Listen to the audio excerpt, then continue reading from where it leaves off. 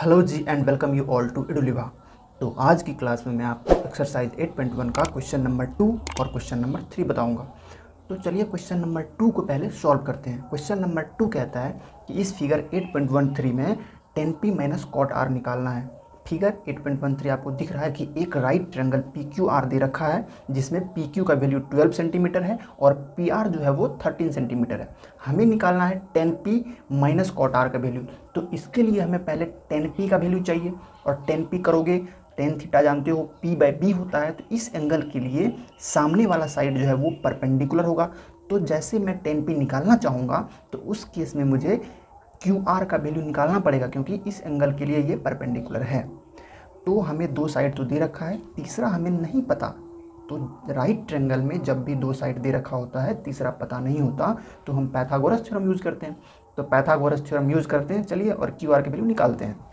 तो Pythagoras theorem कहता है हाइपोटेनस का स्क्वायर जो होता है यानी पी आर का स्क्वायर जो होगा वो बाकी दोनों साइड के स्क्वायर के सम के बराबर होगा। मतलब पी आर स्क्वायर बराबर P Q square plus Q R square.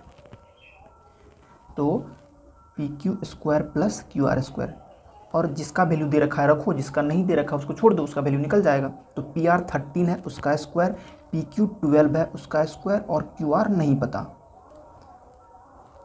अब 13 का स्क्वायर होता है 169, 12 का स्क्वायर होता है 144 प्लस क्यू आर तो हमें निकालना है। अब 144 को इधर लेके आओगे क्योंकि क्यू आर का वैल्यू निकालना है तो उसको सिंगल रखना पड़ेगा, उस तरफ वो अकेला ही होगा, बराबर क्यू आर स्क्वायर। इधर बचा 169 में से 144 घटाओगे तो 25 बच जाएगा और ये हो गया क्यू आर स्क्वायर। एक बार रिवर्स कर दो अब, क्योंकि जिसका वैल्यू निकालना चाहते हैं जो भी मान होता है उसको हम लेफ्ट में रखते हैं जनरली। तो क्यू आर स्क्वायर बराबर 25। अब हमें क्या करना है, इस स्क्वायर को इधर लेके आना है। तो स्क्वायर इधर आके स्क्वायर रूट में तब्दील हो जाएगा, तो रूट 25 होगा। और तुम जानते हो रूट 25 जो होता है वो 5 होता है। तो क्यू आर हमें मिल गया 5 सेंटीमीटर। अब पहली बात, हमें 10p चाहिए ना, तो 10p निकालोगे, यानी ये वाले एंगल के बारे में बात कर रहे हैं। तो इस वाले एंगल के लिए ये पहले हम जानते हैं क्या है, p बाई b होता है। ध्यान से देना, ये p एंगल है, यहाँ पर p परपेंडिकुलर है, तो p बाई b होता है। इस एंगल के लिए सामने वाला साइड ये है, तो ये परपेंडिकुलर होगा और ये वाला बेस होगा। कन्फ्यूजन ना हो इसलिए मैं एक बार नाम भी लिख देता हूँ कि Q R by P Q होगा। और तुमने अभी अभी निकाला क्यू आर 5 और पी क्यू पहले से तुम्हें पता है ना, देख लो 12, तो 5/12 10p निकल गया।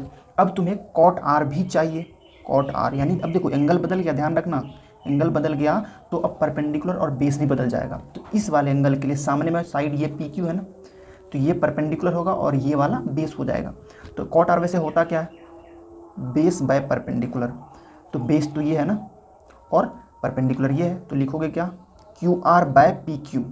और क्यू आर तो तुम्हें पता है ना, अभी देखो निकाला 5 और पी क्यू 12, तो ये भी निकला 5/12। अब तुम्हें क्या चाहिए, 10p माइनस कॉट आर की वैल्यू ना निकाल लो।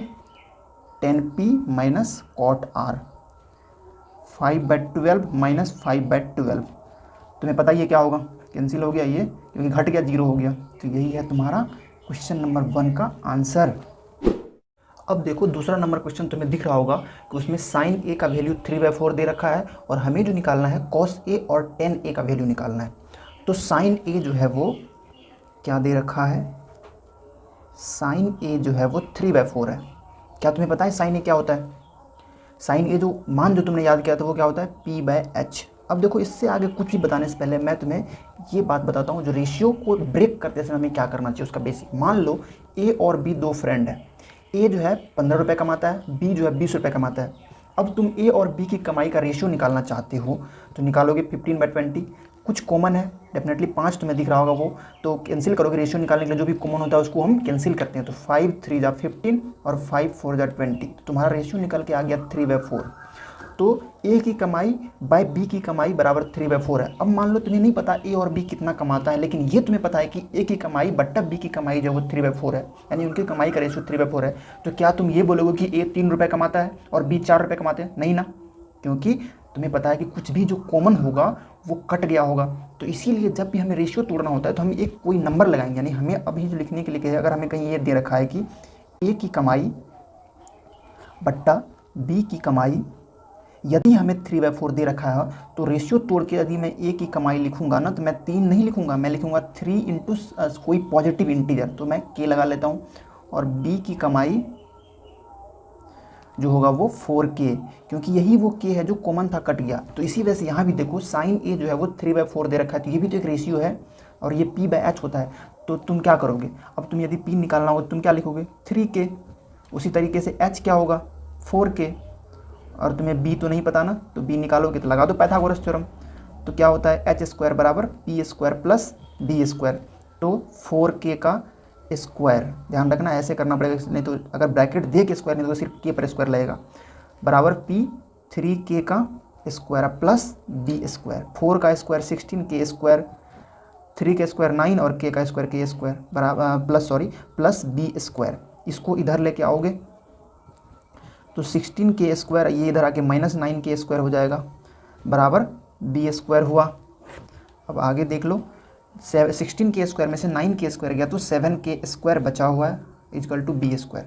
अब रिवर्स कर लो, b स्क्वायर बराबर 7k स्क्वायर, तो b तुम्हें निकालना है तो इधर से स्क्वायर हटाओ, इधर स्क्वायर रूट पड़ेगा 7k स्क्वायर। 7 एक परफेक्ट स्क्वायर नंबर नहीं है इसलिए √7 ही रहेगा, लेकिन k स्क्वायर 2 है, एक बाहर हो जाएगा रूट से, तो b का वैल्यू निकल के आ गया √7k। देखो अब तुम्हें p, h और b तीनों पता है, तुम्हें पहले पूछा है cos a, तो cos a क्या होता है b/h होता है ना, तो b/h, तो b तुम्हें पता है √7k और h है 4k, k से k कैंसिल हो गया तो कितना हुआ √7/4, ये तुम्हारा पहला आंसर। और पूछा वो 10a भी, तो 10a क्या होता है p/b, ये तुम्हें याद होना चाहिए, p और p निकाला हुआ पहले से, p तो दे ही रखा है 3k और b जो है वो √7k, फिर k से k कैंसिल हुआ 3/√7। एक बात ध्यान रखो, यदि ये ऑब्जेक्टिव क्वेश्चन होता और हमें ये स्टेप्स नहीं दिखाने होते तो के नहीं भी लगाते तब भी काम चलता, लेकिन जब भी सब्जेक्टिव क्वेश्चन हो मतलब स्टेप वाइज मार्किंग हो तो हमेशा इस तरह से लिखा करना, ये ध्यान रखना मेरी बात को। और इस तरीके से क्वेश्चन नंबर 2 और क्वेश्चन नंबर 3 कंप्लीट हुआ। क्या तुम्हें ये चीज़ें समझ में आई? यदि समझ में आई तो डेफिनेटली कमेंट करके बताओ कि कैसा लगता है तुम्हें। ठीक है, थैंक यू।